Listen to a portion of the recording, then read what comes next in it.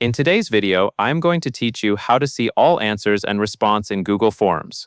To begin, open the form you want to review in Google Forms. Make sure you are viewing it in the editor, not the live link that people fill out.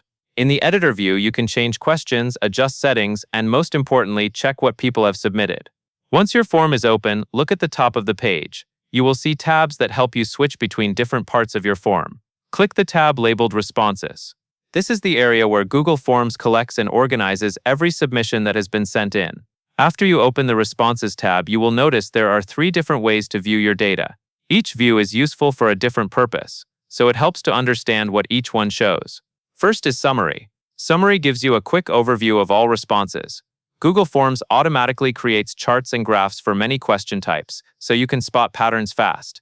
This is a good option when you want to see overall results at a glance, like common choices for multiple choice questions or general trends across the form. If your form has many questions, Summary can help you scan through the results without reading every single entry. Next is Question. The Question view focuses on one question at a time and shows every response submitted for that specific question. This is helpful when you want to review feedback or written answers in one place. For example, if you have a short answer or paragraph question, this view makes it easier to read all the replies together instead of jumping around between full submissions.